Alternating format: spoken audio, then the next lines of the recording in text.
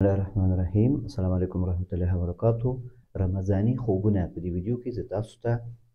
په دې باره کې معلومات درکوم چې په رمضان کریم کې په رمضان مبارک کې آیا د کوم خوبونه چې موږ ګورو په دې کې د رمضان څه اثر وي. ښه خوبونو ته موږ ډېر زیات خوشحاله اوسېږو او یا د کوم خراب خوب وګورو هغه ته ډېر زیات تشویش وکړو او خفه شو، او یا هم عادي حالاتو کې کم وخت رمضان کې خوبونه ډېر قوي وي او کم وخت خوبونه تعبیر نه لري. نو ټولو نه مخکې د رمضان مبارک تاسو ته مبارکي وایم. الله تعالی دې وکړي د میاشت په خیر راغلی په موږ باندې، او الله تعالی دې څوک مریض وي هغه ته شفای کامل نصیب کړي، او زموږ مشکلات حل کړي. زموږ وطن کې مشکلات دي، زموږ کورونو کې مریضان وي، نور مشکلات وي، الله تعالی دې زموږ مشکلات حل کړي، او الله تعالی دې دا میاشت موږ ته بختور کړي او موږ ته توفیق راکړي د میاشت شروطو او شرایطو سره پوره روژه ونیسو او په دې میاشت کې خپل هغه همدردي وښیو غریبانو سره او خپل الله تعالی راضي کو او خپل مسؤلیتونه درک کو. نو په دې باره کې انشاءالله خبره کوو په رمضان کې کوم وخت خوبونه اهمیت نه لري، کوم خوبونه دي چې هغه تعبیر کیږي نه. اولنۍ خبره هغه ډېر مهم وخت ده، هغه د سحري نه د پیشلمۍ نه بعد خوبونه چې دي په رمضان کې دا تعبیر نه لري، ځکه دې وخت کې انسان پیشلمۍ چې کله وکړي ډوډۍ وخوري نو معده یې ډک شي، او اکثر خلک دا عادت لري چې بیا ژر ویده کېږي. نو په دې وخت کې خوبونه صحیح نه وي، دا د خوراک اثر وي او دا خوبونه ډېر عمیق خوبونه وي او د ترس خوبونه وي، د وارخطایي خوبونه وي، او په دې خوبونو کې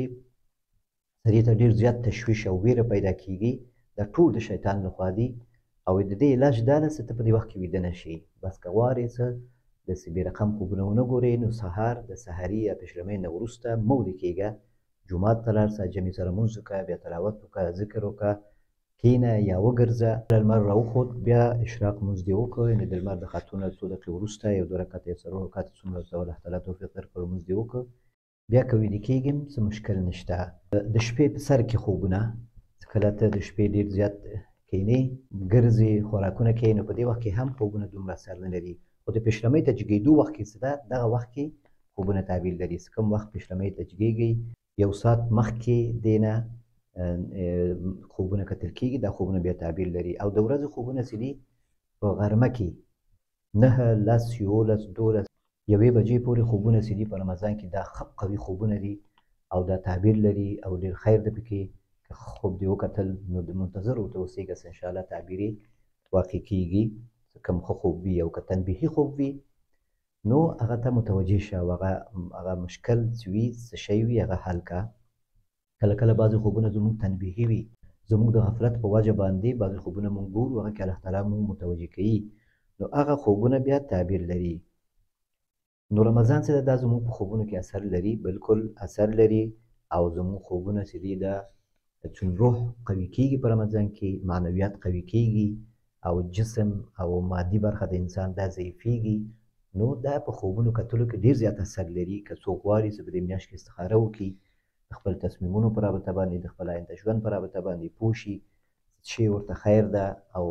د واده مسلې، د کوژدې مسلې، د رایباري او خوازګاري مسلې، د کاروبار مسلې، د سفر مسله وي، په دغه مسایلو کې ته کولی شې څه استخاره وکړې. او استخاره یو ځل نه کېږي، څو ځلې کېږي، او استخاره کې به انتظار بیا نه کوې چې ته خوب وګورې. په استخاره کې خوب لیدل، خوب کتل شرط نه ده. استخاره به کوې، اولانه به خیر غواړې او خیرونه تا ته الله تعالی مخکې کوي او زړه دې هماغه طرف ته مایل کوي. او چې کله کوم شی ستا په خیر نه وي نو هغه کارونه الله تعالی تا نه منصرف کوي، تا ته منصرف کوي او کارونه تا نه ګرځوي، نو هغه کارونه بیا په خیر دې نه وي. چې که یو کار ونه شو، استخارې دا فایده ده چې کله ته یو استخاره کوې نو که یو کار وشو یقین کوې چې الله باندې سره ما مشوره کړې وه، استخاره مې کړې وه، نو دا کار وشو نو دا مې خیر ده. او که وم نه شو دم یقین دې وي چې بس دا کار زما په خیر نه و، ځکه ونه شو. نو په استخاره کې همدغه خیر دی چې په هغه کې دواړو طرفو ته سړی مطمئن وي، که وشي پښیمانه کېږي نه او که ونه شي خفه کېږي نه. په رمضان کې مونږ کولی شو ښه خوبونه وګورو. هو، که ته غواړې چې په رمضان کې ښه خوبونه وګورې، نو د ورځې ټولو نه قوي خوب چې دغه د ورځې د قیلولې 10 11 12 یوې بجې دغه وخت خوبونه چې دي دا ټولو نه قوي خوبونه دي. دغه وخت کې استخاره وکړه، مونځ وکړه او بیا ویده شه او الله نه خیر وغواړه، نو انشاءالله څه ته ښه خوب ګورې. د کوم وخت خوبونه تعبیر نه لري، هماغه د سهار پیشلمۍ نه بعد خوبونه تعبیر نه لري، د ماخوستن د مونځ نه وروسته متصل دغه وخت کې او پیشلمۍ ته نږدې وخت کې دغه وخت کې تعبیر لري، او د ورځې او د قیلولې وخت کې 13 12 بجې پورې دغه وخت کې خوبونه تعبیر لري. مازدیګر خواته خوبونه بیا تعبیر نه لري، مازدیګر خواته خوب کول هم مکروه ده، خوب کتل هلته بیا څه معنا نه لري، مازدیګر وخت کې هغه بیا تعبیر نه لري. نو الله تعالی دې وکړي چې تاسو د رمضان مبارک کې د خپل عباداتو او د خپل روژې پوره خیال وساتو موږ او تاسې، او د الله تعالی نه توفیق وغواړو چې الله تعالی موږ ته توفیق راکړي، او الله تعالی موږ زموږ ژوند اسان کړي، او الله تعالی زموږ مشکلات حل کړي. نو د رمضان په باره کې خوبونه تعبیرونه شته ویډیوګانو کې د مریضانو لپاره، څوک مریض رمضان پې وګوري په خوب کې، روژه په خوب کې وګوري، هغه لپاره تعبیر لري، او مسافر او همداسې ټولو کسانو ته. نو روژه رمضان دا په خوب کې ښه تعبیر لري، په خوب کې هم څه کله وکتل شي، او په دې میاشت کې خوب وکتل شي دا هم اکثر وخت هغه وخت مناسب وي، نو د نورو وختونو خوبونو نه دا قوي وي، ځکه په دې وخت کې د روح د انسان ښه صفا وي، او د مادي برخه د انسان هغه ضعیف وي، نو روح کولی شي چې ډېر ښه مسایل او داسې د آینده په حساب باندې د الله تعالی په اجازه، د الله تعالی په حکم الله تعالی وغواړي، نو ځینې شیان بیا موږ ته الله تعالی رهنمایي کوي، ځینې شیانو باندې زموږ ذهن خلاصوي، او ځینې د خیر کارونه چې دي هغه موږ ته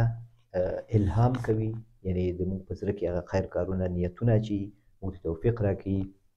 او څه کم شر کارونه دي نو هغه نه موږ منع کوي، تنبیه راکوي،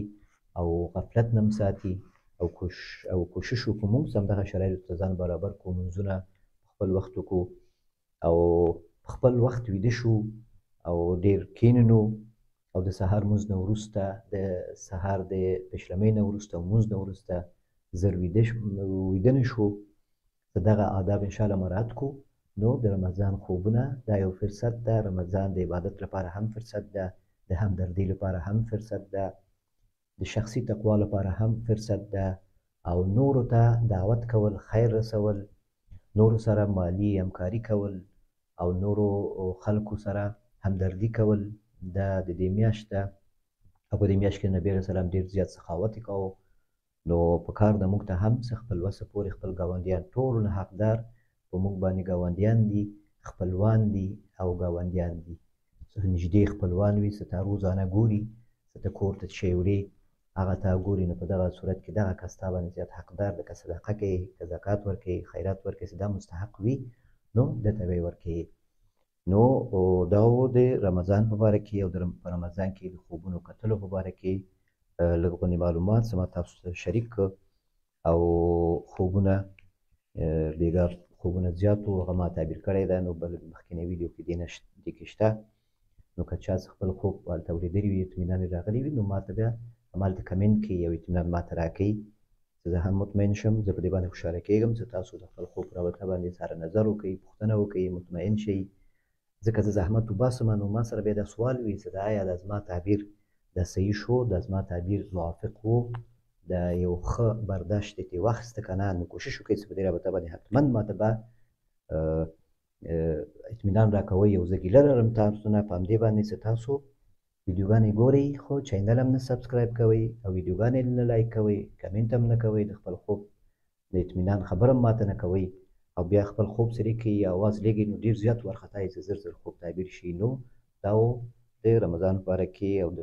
په رمضان کې د خوبونو په باره کې لږ معلومات تاسو سره مې شریک کړ، نو تر آینده ویډیو پورې تاسو په الله سپارم، هر چېرته چې یاست روغ جوړ صحتمند او د الله تعالی په حفاظت کې اوسیږئ. والسلام علیکم ورحمة الله وبرکاته.